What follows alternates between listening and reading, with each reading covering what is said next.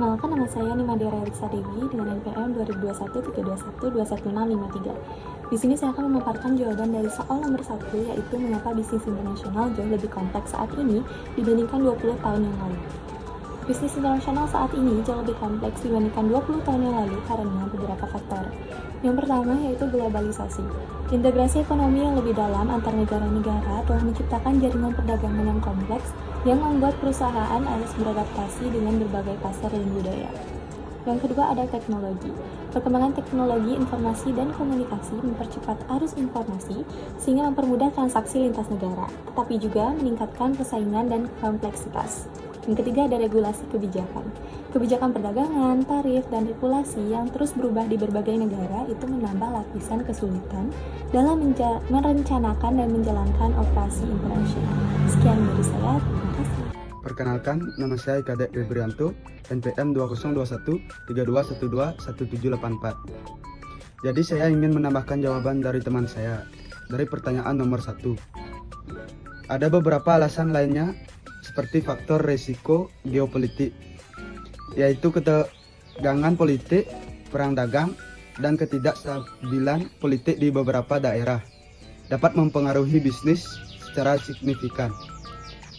Dan selanjutnya itu ada perubahan sosial dan lingkungan, yaitu kesadaran akan isu-isu sosial dan lingkungan mendorong perusahaan untuk menerapkan praktik yang berkelanjutan, yang sering kali lebih kompleks dalam konteks internasional.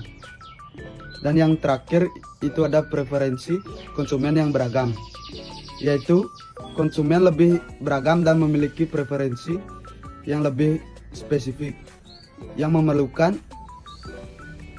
penyesuaian strategi pemasaran dan produk di berbagai pasar.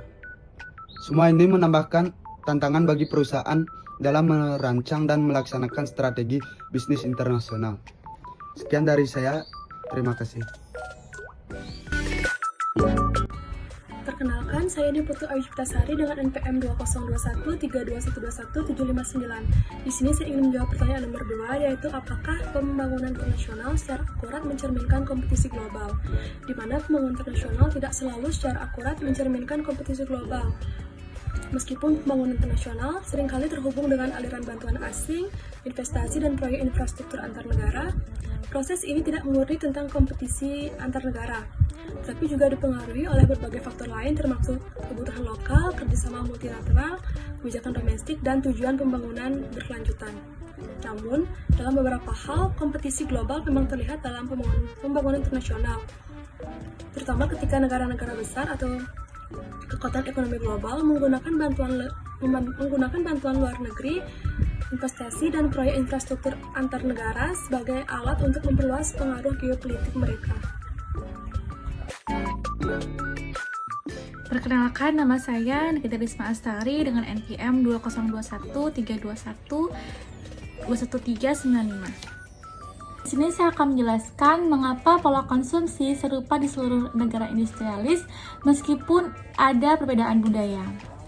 Nah, hal yang menyebabkan pola konsumsi yang serupa di seluruh negara industrialis yang meskipun terdapat perbedaan budaya dapat dijelaskan oleh beberapa faktor yang bersifat global dan ekonomi, di antaranya yaitu yang pertama, faktor globalisasi ekonomi. Globalisasi telah menciptakan pasar global di mana produk dan layanan yang sama tersedia di banyak negara. Perusahaan multinasional memasarkan produk secara global yang dimana menciptakan standar dan preferensi konsumsi yang seragam. Misalnya merek-merek seperti Coca-Cola, McDonald's, atau produk teknologi seperti Apple tersedia hampir di setiap negara industrialis, yang mana faktor ini mendukung adanya persamaan pola konsumsi serupa. Yang kedua yaitu faktor teknologi dan media. Teknologi komunikasi modern, terutama internet dan media sosial, memungkinkan penyebaran cepat tren dan gaya hidup yang mirip di seluruh dunia. Konten media global seperti film, musik, iklan, dan media sosial membentuk aspirasi konsumen di berbagai negara. Akibatnya, orang-orang di berbagai budaya terpapar dan terpengaruh oleh tren yang sama. Nah, faktor teknologi dan media ini juga tentu sangat berpengaruh terhadap adanya persamaan pola konsumsi yang serupa. Lalu yang ketiga, ada faktor modernisasi dan urbanisasi. Nah, proses industrialisasi dan urbanisasi menciptakan kebutuhan dan gaya hidup yang mirip di seluruh dunia. Dapat dilihat tidak hanya kota-kota besar saja yang memiliki kebutuhan serupa akan transportasi, perumahan, makan cepat saji, dan hiburan. Kota-kota kecil pun seiringnya waktu berjalan dan penyebaran produk yang mulai merata, ditambah dengan modernisasi yang sangat pesat, yang mana hal ini juga sangat menghasilkan pola konsumsi yang serupa, yang walaupun adanya perbedaan budaya di negara tersebut. Perkenalkan, nama saya Putu Gede Saskara Diputra MPM 779. Di sini saya ingin menambahkan jawaban dari teman saya, yaitu pengaruh kapitalisme dalam ekonomi kapitalis. Dorongan untuk efisiensi dan produksi massal menyebabkan produk yang sama diproduksi dan dipasarkan di seluruh dunia. Produksi massal menurunkan biaya dan memungkinkan distribusi global yang lebih luas. Masyarakat industrialis juga cenderung memiliki daya beli yang lebih tinggi, yang mendorong konsumsi barang-barang yang sama, seperti produk elektronik, mobil, dan mode. Yang kedua, standarisasi selera dan kebutuhan. Konsumsi di negara industrialis seringkali didasarkan pada kebutuhan fungsional, seperti kenyamanan, efisiensi, dan kemajuan teknologi. Hal ini menciptakan permintaan untuk produk-produk serupa yang memenuhi kebutuhan tersebut, terlepas dari perbedaan budaya. Meskipun ada perbedaan budaya yang signifikan, pola konsumsi di negara-negara industrialis tetap sangat dipengaruhi oleh faktor-faktor ekonomi global yang mengarah pada homogenisasi dalam preferensi dan gaya hidup. Terima kasih.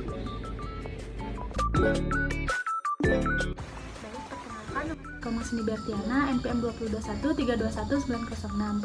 Jadi saya di sini akan menjawab pertanyaan nomor 4, yaitu bagaimana pemasaran global bisa berbeda dari pemasaran internasional.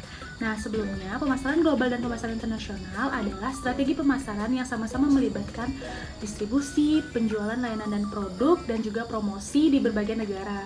Perbedaan mereka terletak pada cara perusahaan mengelola media sosial dan juga pemahaman mereka terhadap konsumen di berbagai negara.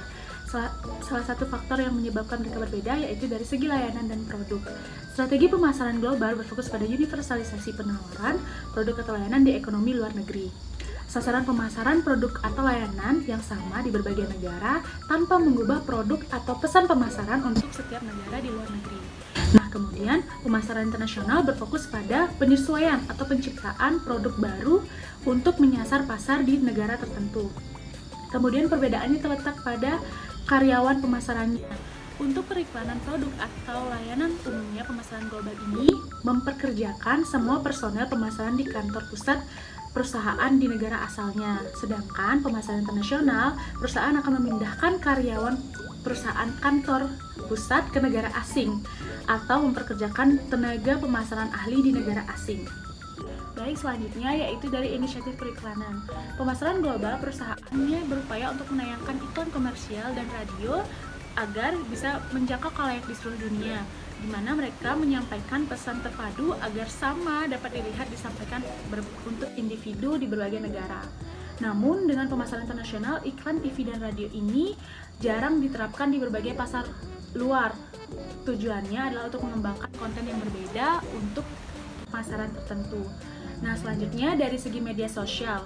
Meskipun tidak selalu demikian, namun biasanya pemasaran global dan pemasaran internasional gampang sekali diketahui dari segi media sosialnya. Nah, pemasaran global ini yaitu sebuah perusahaan yang umumnya mengelola satu halaman di setiap media sosialnya. Sedangkan pemasaran internasional pada umumnya akan membuka beberapa halaman di media sosial masing-masing untuk menargetkan pasar atau negara yang berbeda. Dengan cara ini, perusahaan dapat menyesuaikan pesan mereka dengan menggunakan bahasa yang baik dan benar untuk memastikan keakuratan pesan sampai pada pasar yang dituju. Halo, perkenalkan, nama saya Komangedi Sastrowijaya, NPM 213. Di sini saya akan menjawab pertanyaan dengan soal, menurut Anda apakah perusahaan harus memasarkan produk yang sama dengan cara yang sama di seluruh dunia atau tidak? Berikan alasannya. Nah, jadi menurut saya itu perusahaan tidak harus memasarkan produk sama dengan cara yang sama di seluruh dunia. Kenapa? Karena seperti yang kita tahu, setiap pasar memiliki perbedaan yang signifikan dalam hal budaya, referensi konsumen, daya beli, regulasi, dan kondisi yang kompetitif. Maka dari itu, strategi pemasaran yang efektif harus disesuaikan dengan kebutuhan dan preferensi lokal untuk memaksimalkan relevansi dan daya tarik produk di setiap pasarnya. Contoh misalnya penyesuaian fitur rasa serta metode komunikasi dan promosi yang berbeda.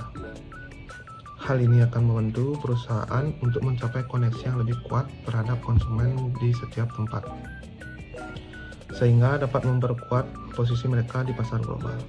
Sekian dari saya, terima kasih. Perkenalkan, nama saya Wayan Diko Trisna Wahyu, NPM 945. Nah, di sini saya akan menjawab pertanyaan bagaimana internet mempengaruhi pemasaran global. Internet memiliki dampak besar pada pemasaran global dengan beberapa pengaruh penting. Yang pertama itu ada akses ke pasar yang lebih luas. Internet memungkinkan perusahaan mengakses pelanggan di seluruh dunia, dan efisiensi biaya pemasaran digital melalui internet seringkali lebih hemat biaya dibandingkan pemasaran tradisional seperti iklan atau televisi atau cetak. Nah, juga ada personalisasi dan segmentasi. Dengan data penggunaan yang dikumpulkan secara online, perusahaan dapat menargetkan audiens spesifik berdasarkan perilaku, preferensi, dan demografi. Nah, yang selanjutnya itu ada kecepatan dan skalabilitas. Kampanye pemasaran online bisa diluncurkan dan diukur secara real time, memungkinkan perusahaan beradaptasi dengan cepat berdasarkan respon pasar. Secara keseluruhan, internet telah merevolusi pemasaran global dengan memberikan cara yang lebih efektif, terukur, dan personal untuk mencapai audiens di seluruh dunia.